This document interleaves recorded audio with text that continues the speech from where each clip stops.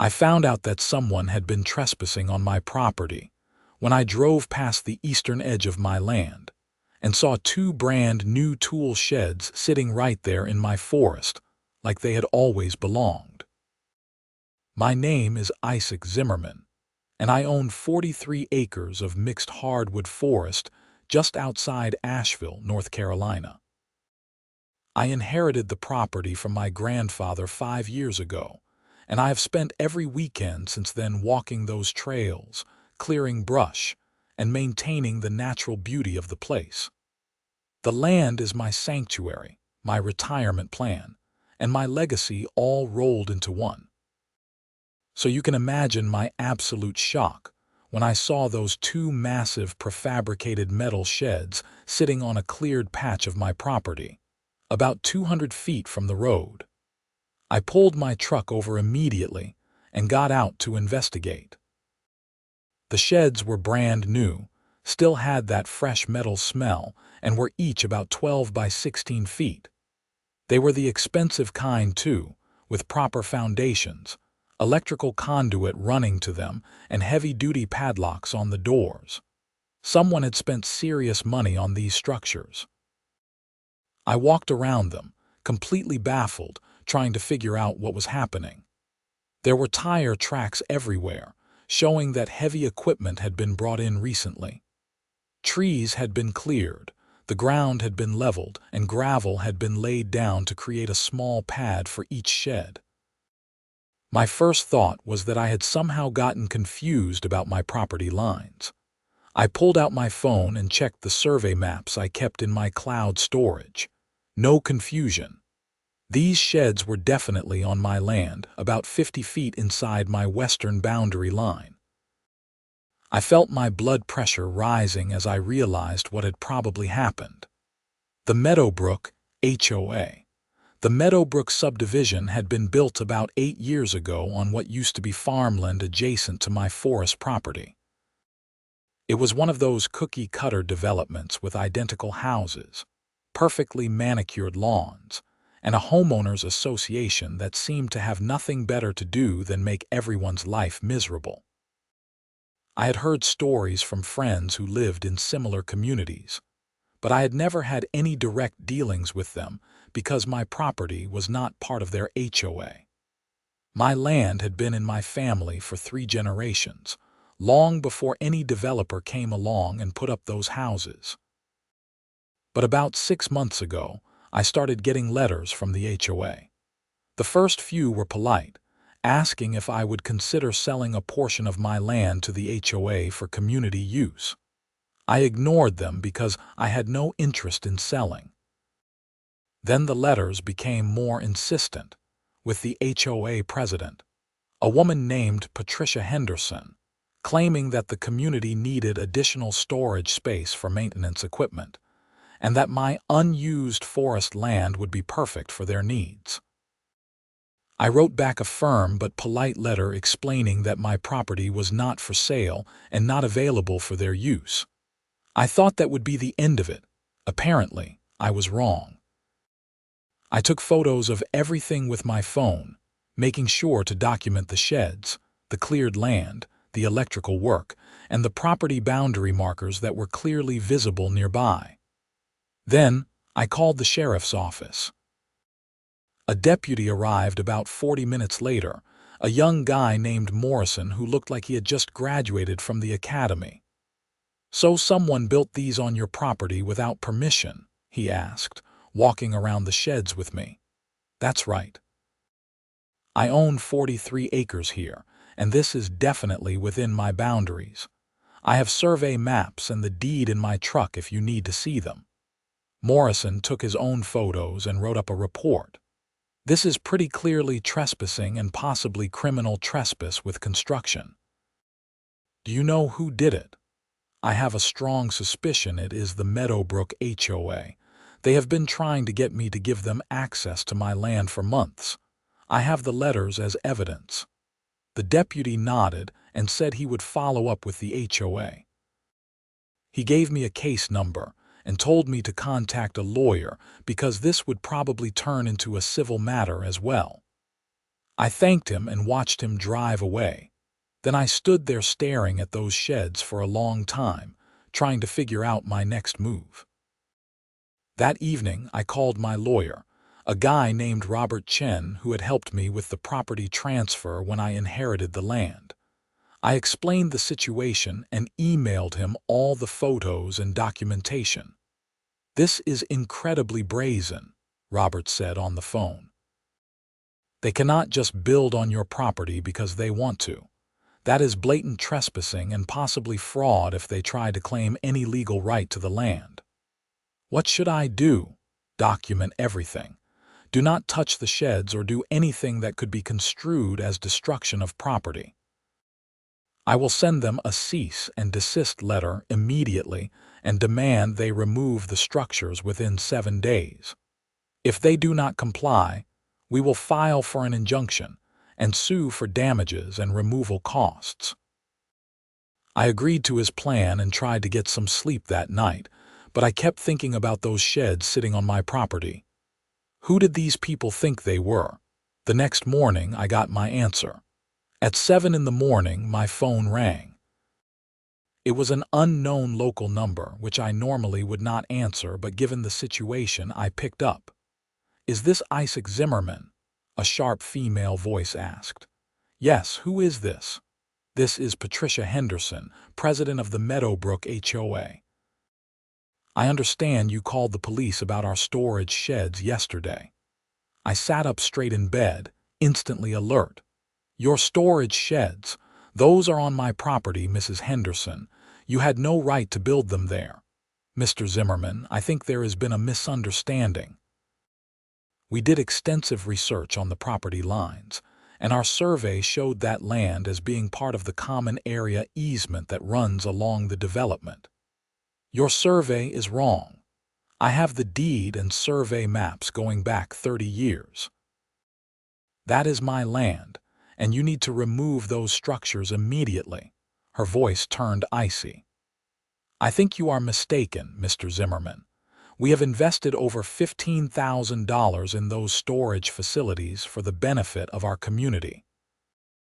We are not removing them based on your incorrect interpretation of the property boundaries."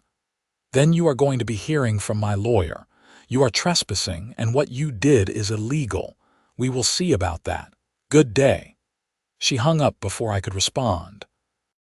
I sat there holding my phone, amazed at the audacity. $15,000. They had spent that much money without even verifying they had the right to build on the land. Or worse, they knew it was my land and decided to do it anyway, hoping I would not notice or would not fight back. Robert sent the cease and desist letter that afternoon via certified mail and email. 3 days passed with no response from the HOA. Then on the 4th day, I drove past the property again and saw something that made me pull over immediately. The sheds were being filled with equipment.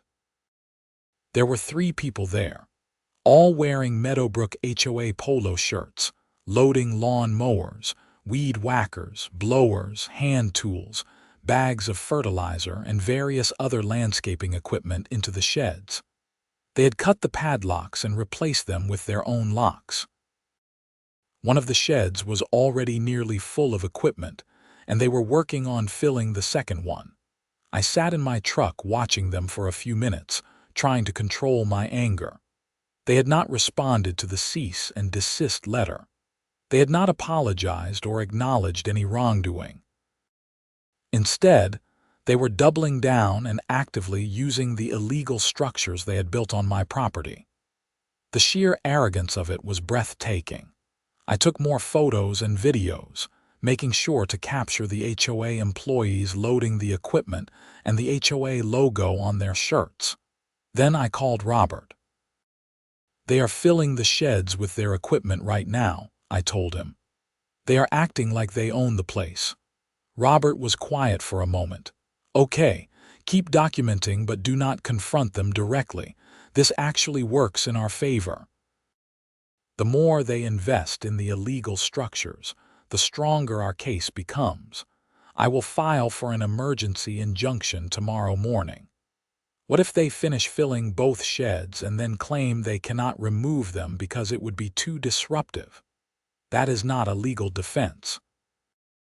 They are trespassing, but I understand your concern. Let me make some calls. After I hung up with Robert, I sat in my truck thinking.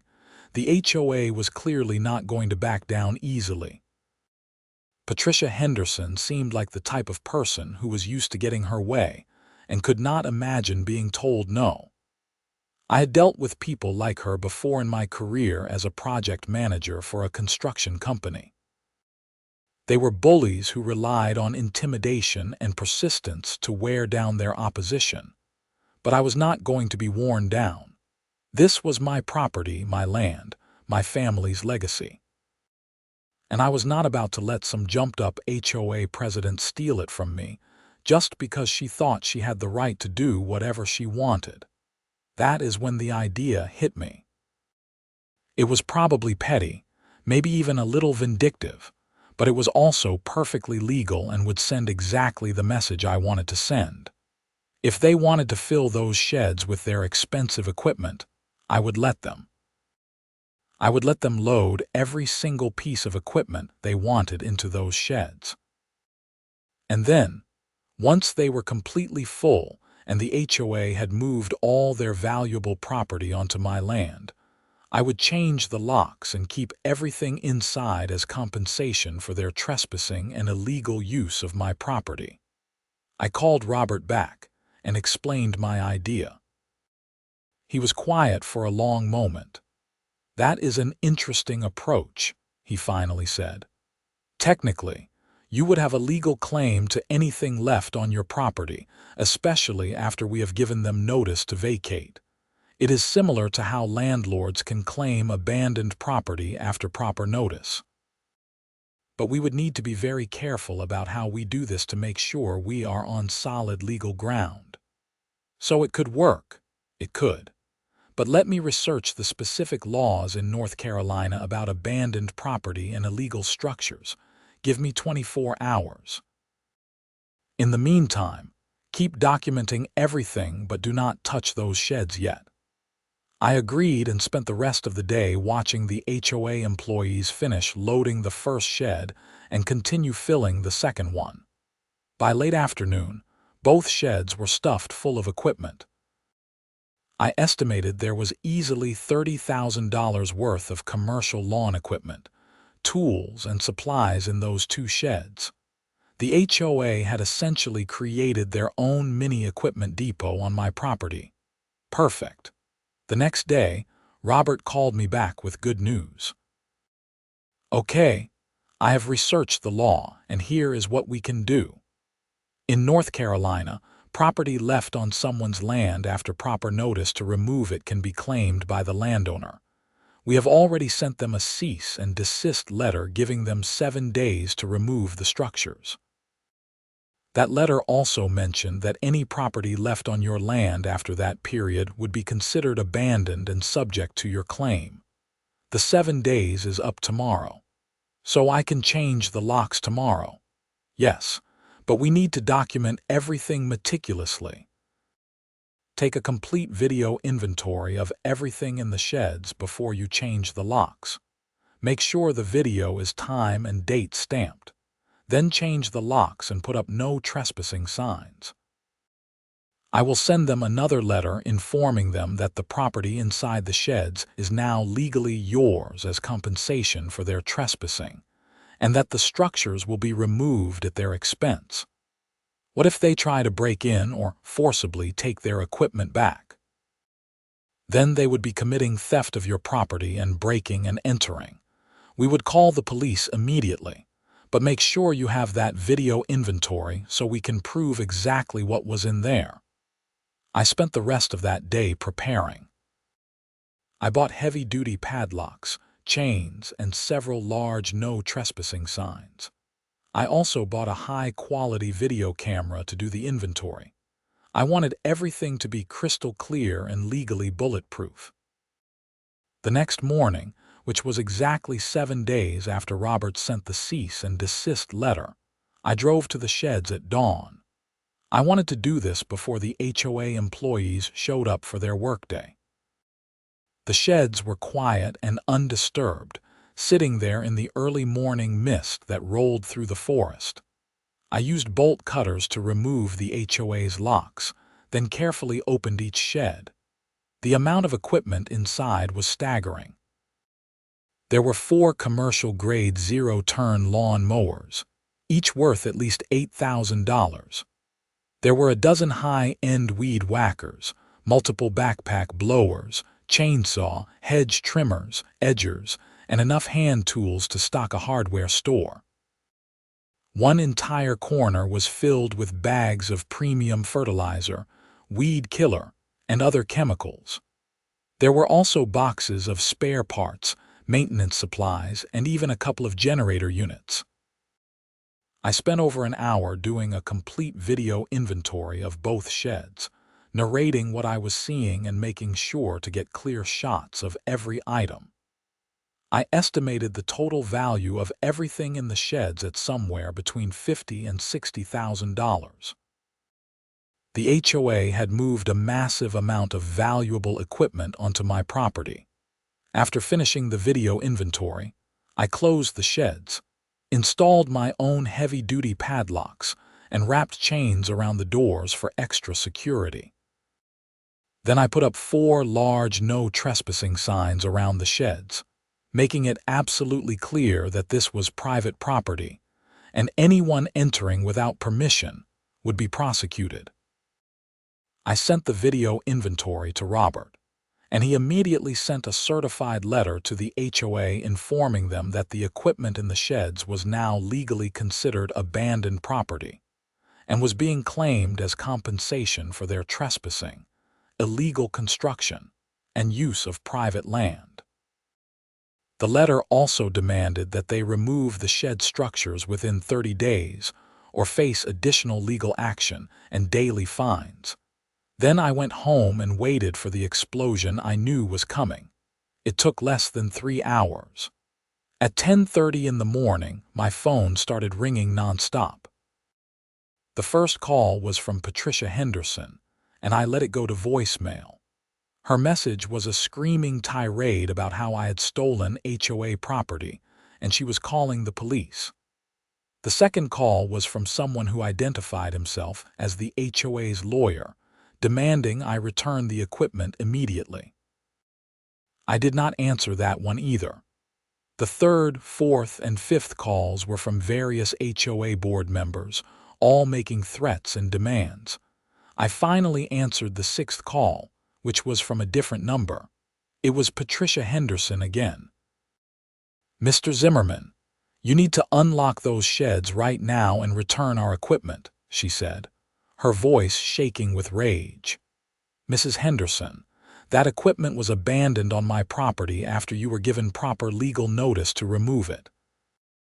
According to North Carolina law, I have claimed it as compensation for your illegal trespassing and construction on my land. You cannot do that. That equipment is worth over $50,000. You are stealing from our community." "I am not stealing anything.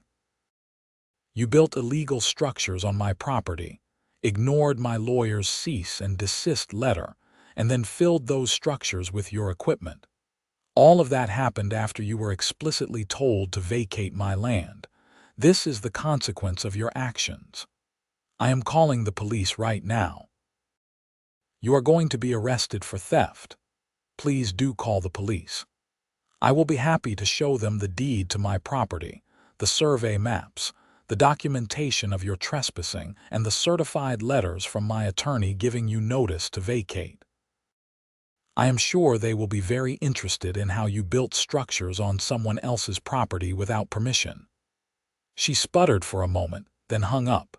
5 minutes later, a sheriff's deputy called me. It was a different officer this time, an older woman named Deputy Ramirez.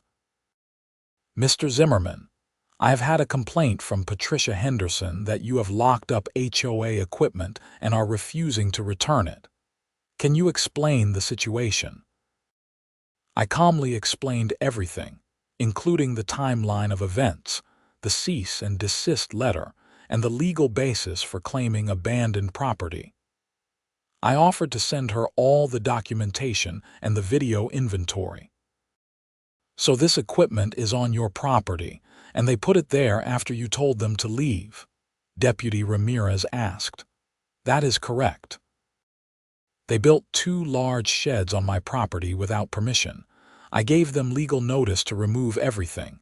They ignored the notice and instead filled the sheds with equipment, and now I have claimed the abandoned property according to state law." "Okay, this sounds like a civil property dispute. Mrs. Henderson wants to file criminal theft charges against you, but based on what you are telling me, this is not a criminal matter. I will explain that to her. I suggest you and the HOA work this out through your lawyers." "That is fine with me. My lawyer has already sent them multiple letters." After Deputy Ramirez hung up, I felt a small sense of satisfaction. The HOA had thought they could bully me into submission, but they were learning that actions have consequences. They had gambled that I would not fight back, or that they could wear me down with persistence and intimidation. They were wrong on both counts. The rest of the day was a circus. My phone rang constantly with calls from HOA board members, angry homeowners from the subdivision, and even a local news reporter who had somehow heard about the dispute. I ignored most of the calls and spent my time documenting everything and sending updates to Robert. That evening, Robert called with an update. "The HOA's lawyer contacted me. They are threatening to sue you for theft, conversion, and various other claims. I told him to bring it on. We have an airtight case. They trespassed, they built illegal structures, they ignored our cease and desist letter, and they abandoned property on your land. Any judge is going to side with us. You think they will actually sue? Maybe, but I think it is more likely they will try to negotiate. They have lost $50,000 in equipment, and they are looking at additional costs to remove the sheds and potential damages for the trespassing. They are in a very bad position, and their lawyer knows it. What should I do if they try to break in and take the equipment back?" "Call the police immediately. That would be breaking and entering and theft. Take photos and videos if it is safe to do so, and make sure those locks and chains are secure." I spent the next morning reinforcing the security on the sheds. I added motion-activated cameras that would alert my phone if anyone approached, and I installed additional chains and locks. The sheds were now as secure as a bank vault. On the 3rd day after I changed the locks, I got a visit from Patricia Henderson herself. I was at the property checking the cameras when her white Mercedes SUV pulled up behind my truck. She got out, and I immediately recognized her from the HOA website. She was in her mid-50s, with short blonde hair, expensive athleisure wear, and the kind of entitled expression that suggested she had never been told no in her entire life. "Mr. Zimmerman, we need to talk," she said, walking toward me with her arms crossed. "Mrs. Henderson, you are currently trespassing on my property. I suggest you leave before I call the sheriff. I am not leaving until we resolve this ridiculous situation. You have stolen $50,000 in equipment from our community, and you are going to return it right now."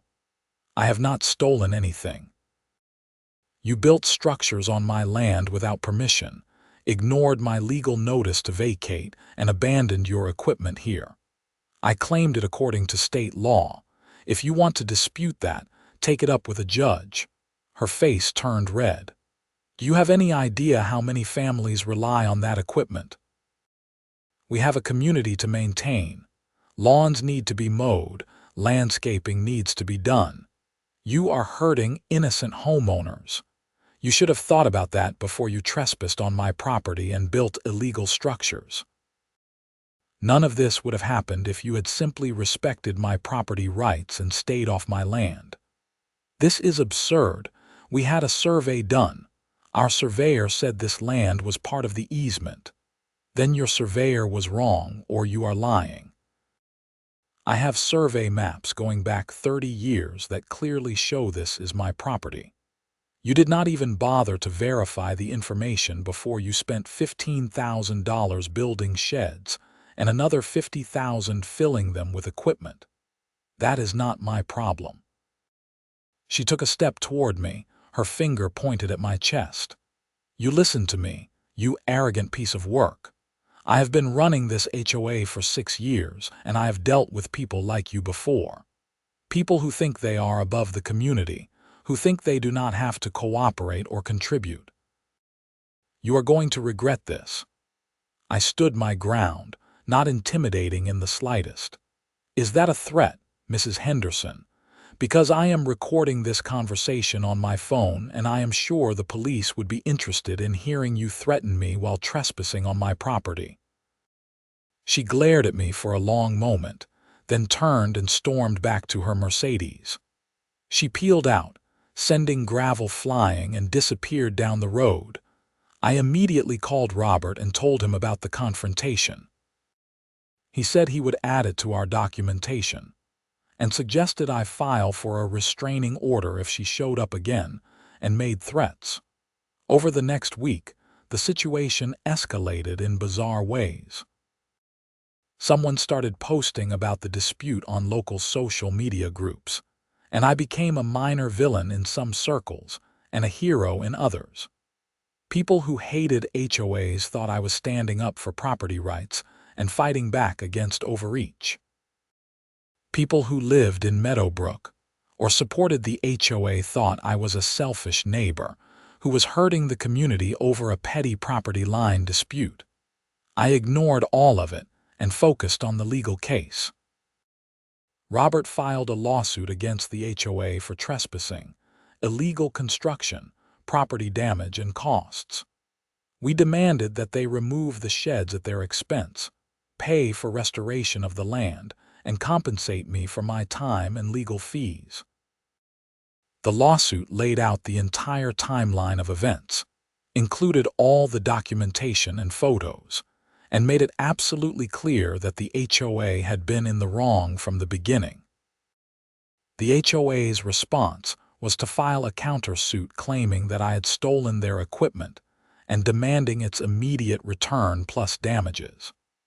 Their lawsuit claimed that the survey they had conducted showed the land was part of a utility easement and therefore available for community use. They also claimed that I had acted in bad faith by not negotiating with them and by seizing their equipment without proper legal process. Robert laughed when he read their countersuit. This is garbage. They are making things up and hoping something sticks. The utility easement they are referring to is for power lines and runs along the road, not 200 feet into your forest. Any judge who looks at the actual survey maps will see that immediately. And the claim about bad faith is ridiculous when we have documented proof that we gave them multiple notices to vacate and they ignored all of them. So what happens now? Now we go through discovery, depositions, and eventually a trial if they do not settle. But honestly, I think they will settle once they see how weak their case is. Their lawyer has to know they are going to lose. The discovery process was enlightening. Through subpoenas and document requests, we learned the full extent of the HOA's misconduct. It turned out that Patricia Henderson had pushed through the shed construction project over the objections of several board members who had questioned whether the HOA actually had the right to build on that land. She had hired a surveying company owned by her brother-in-law, who had produced a conveniently inaccurate survey showing the land as part of an easement. The HOA board had voted to approve the project based on that fraudulent survey, and $15,000 in community funds had been spent on the construction. When the cease and desist letter arrived, Patricia had hidden it from the rest of the board and made the decision on her own to ignore it and continue using the sheds. She had apparently believed that If the HOA invested enough money and effort into the sheds, I would eventually give up and let them stay. It was a spectacular miscalculation. Even better, we discovered that this was not the first time Patricia had played fast and loose with HOA rules and other people's property. There were complaints from homeowners about arbitrary fines, selective enforcement of rules, and questionable expenditures of HOA funds.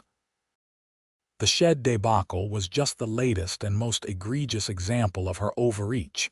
The depositions were even more entertaining. Patricia was deposed first, and according to Robert, who attended the deposition, she was combative and evasive. She refused to admit any wrongdoing and kept insisting that the land was rightfully available for HOA use. When confronted with the evidence that her brother-in-law had produced the faulty survey, she claimed she did not know they were related, which was an obvious lie since they had the same last name and he had been to multiple family gatherings at her house. The HOA's lawyer looked increasingly uncomfortable as the deposition went on. Robert told me that he could see the lawyer realizing just how bad his client's case was and how much liability the HOA was facing. My deposition was straightforward. I explained the timeline of events, provided all the documentation, and calmly answered every question. The HOA's lawyer tried to make me look unreasonable for not negotiating with the HOA or allowing them to use a small portion of my land, but I held firm. It was my land. I had no obligation to let anyone else use it, and the HOA's illegal actions had made any negotiation impossible. After the depositions, Robert told me he expected a settlement offer soon. Their case is falling apart. Patricia Henderson's testimony was a disaster. The fraudulent survey is going to open them up to additional legal problems, and they have no leg to stand on regarding the abandoned equipment. They are going to want to settle before this goes to trial. He was right. 2 weeks later, the HOA's lawyer called Robert with a settlement proposal. The HOA would remove the sheds at their expense, pay for land restoration, drop their countersuit, and pay my legal fees. In exchange, I would return the equipment inside the sheds. Robert called me to discuss the offer. It is not a terrible offer. You would get the sheds removed, your land restored, and your legal fees covered. But you would lose the equipment, which is worth more than everything else combined. Reject it, I said immediately. They trespassed on my property, built illegal structures, ignored multiple notices to vacate, and abandoned that equipment. I am not giving it back. They can make a better offer or we can go to trial. Robert counter-offered on my behalf. The HOA would remove the sheds, pay for land restoration, pay my legal fees, and pay an additional $50,000 in damages. I would keep the equipment that had been abandoned on my property. The HOA would also be required to issue a formal apology and acknowledge that they had trespassed and acted illegally. The HOA's response was swift and negative. They absolutely refused to let me keep the equipment and pay damages. Their lawyer said they would rather go to trial. Fine, I told Robert. Let us go to trial. I am confident we will win. But before the trial date could be set, something unexpected happened. A group of homeowners from the Meadowbrook subdivision filed a complaint with the HOA's management company and demanded an emergency meeting to discuss Patricia Henderson's conduct. Word had spread about the depositions and the fraudulent survey, and people were angry that their HOA fees had been wasted on an illegal construction project and a losing lawsuit. The emergency meeting was held on a Tuesday evening, and while I was not invited, I heard all about it from several homeowners who reached out to me afterward. Over 100 people showed up, and they were furious. Patricia tried to defend her actions and claimed that she had been trying to help the community, but people were not buying it. When someone pointed out that her brother-in-law had been paid $5,000 for the fraudulent survey, the meeting erupted in chaos. By the end of the evening, the HOA board had voted to remove Patricia Henderson as president and temporarily suspend her from the board pending a full investigation. They also voted to accept our settlement counteroffer, with one modification asking if they could pay the $50,000 in damages over 12 months instead of as a lump sum. Robert negotiated, and we agreed to let them make monthly payments. The final settlement was signed 3 weeks later. The HOA admitted full responsibility for trespassing and illegal construction on my property. They agreed to remove both sheds within 30 days and restore the land to its original condition, including replanting trees. They would pay all my legal fees, which had reached nearly $20,000. They would pay $50,000 in damages in monthly installments of $4,000. And I would keep all the equipment that had been in the sheds, which I could sell, use, or dispose of as I saw fit.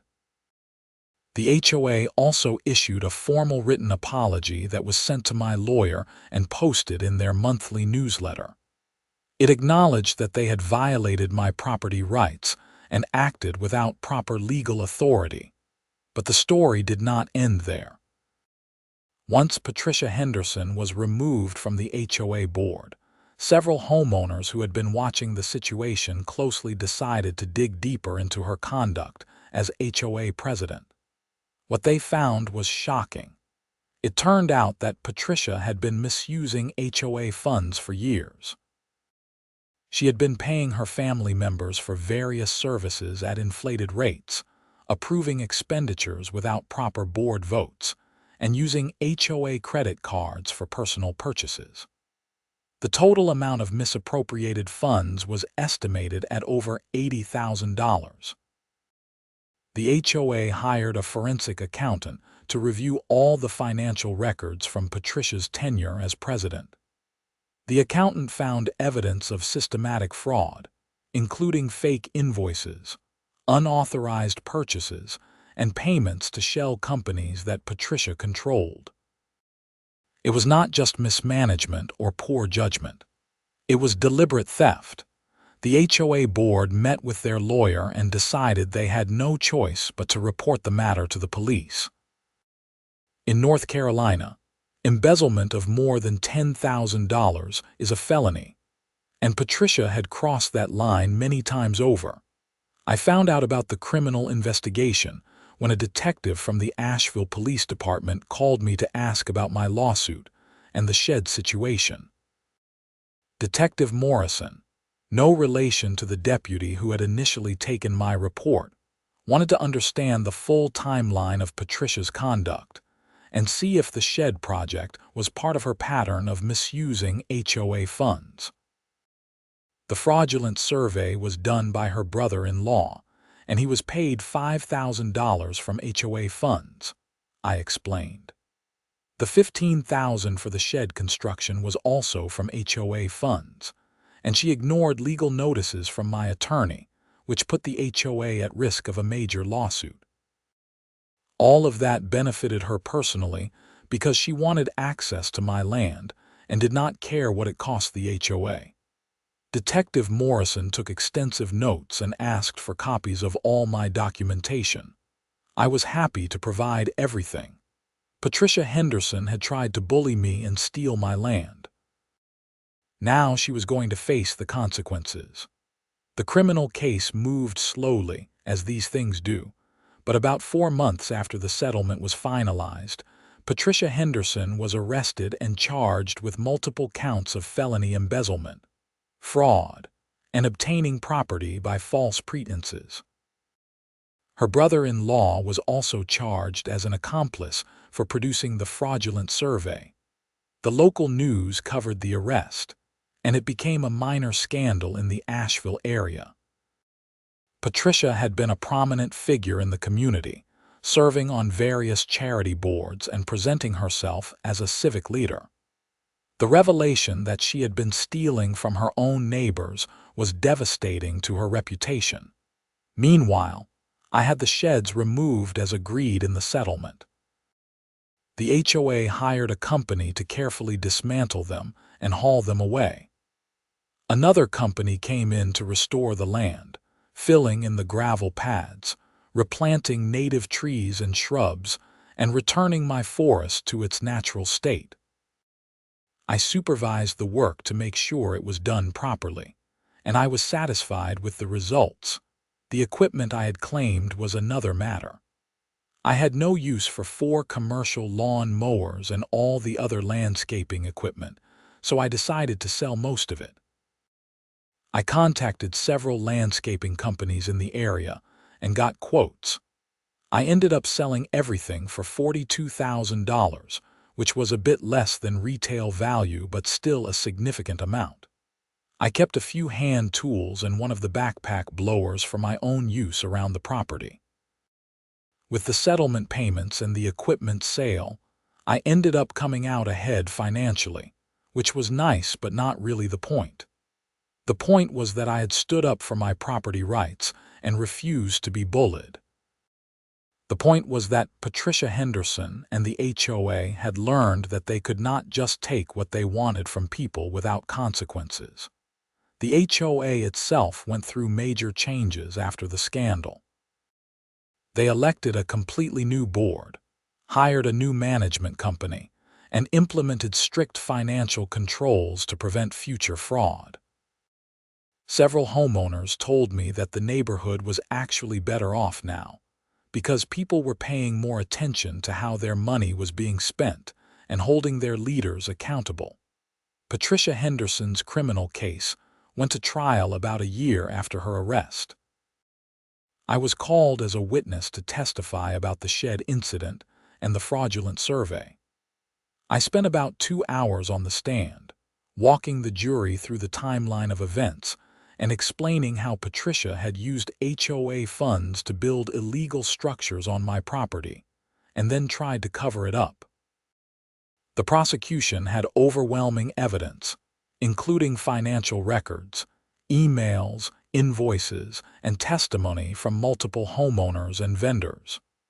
Patricia's defense was essentially that she had been trying to help the community and had made mistakes, but had not intended to commit fraud. The jury was not convinced. After 3 days of trial, Patricia Henderson was convicted on all counts. The judge sentenced her to 4 years in prison, with credit for time served, and ordered her to pay full restitution to the HOA for all the money she had embezzled. Her brother-in-law received 2 years and was also ordered to pay restitution for his part in the fraud. I attended the sentencing hearing and felt a strange mix of satisfaction and sadness. Satisfaction because justice had been served and someone who had tried to bully and cheat people was being held accountable. Sadness because it was a waste of a life. Patricia could have used her energy and intelligence to actually help her community instead of stealing from it. She could have respected other people's property instead of trying to take it. But she had made her choices, and now she was paying the price. After the sentencing, several reporters tried to interview me, but I declined. This had never been about publicity or attention. It was about defending what was mine and standing up to someone who thought they could push me around. I drove back to my property that afternoon and walked the trails through my forest.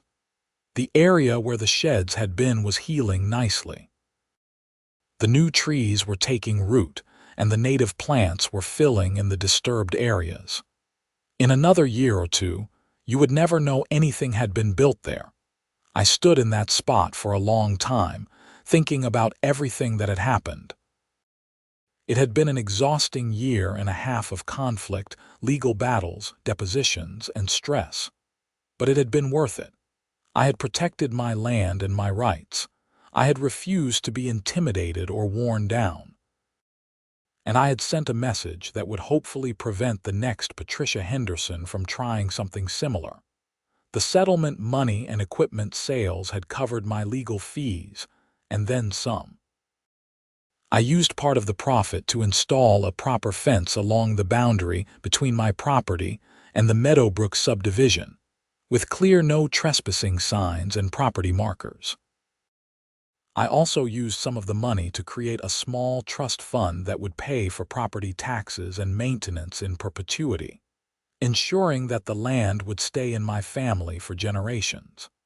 I continued to spend my weekends walking the trails, clearing brush, and enjoying the peace of the forest. Every time I walked past the spot where those sheds had been, I smiled. Not because I had won or because Patricia had gone to jail, but because I had stood my ground and protected something that mattered.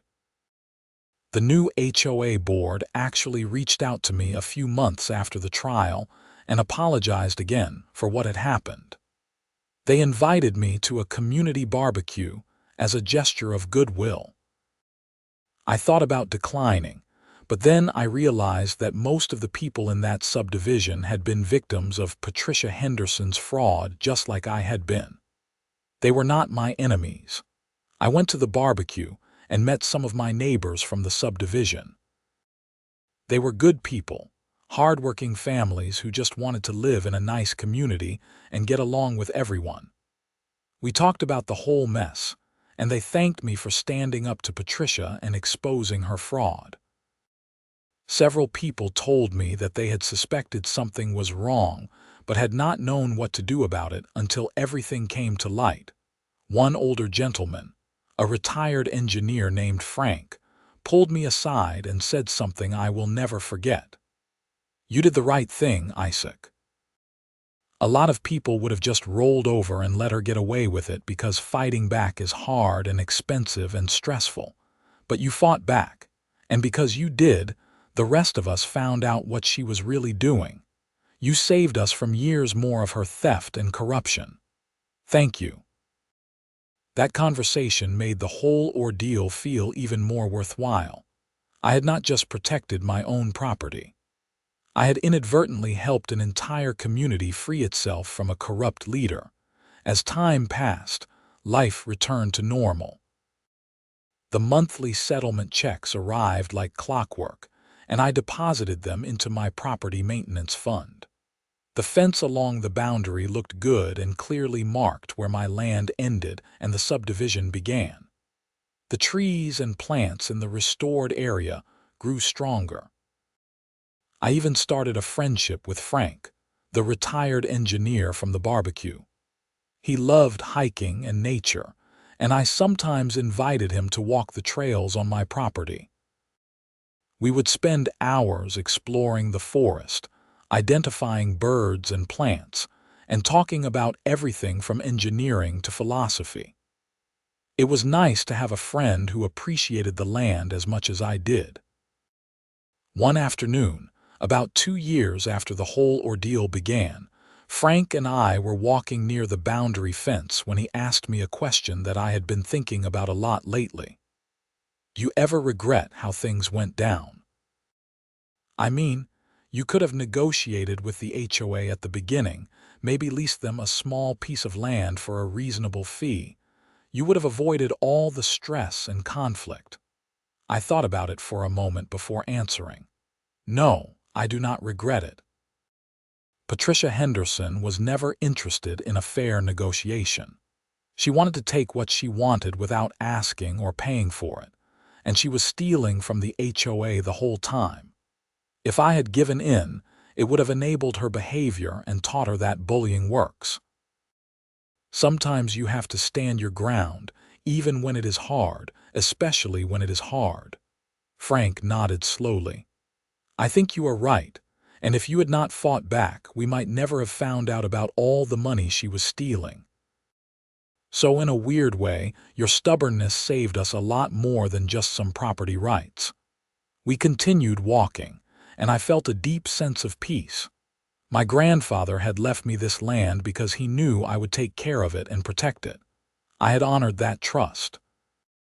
I had stood up for what was right, even when it was difficult and uncertain.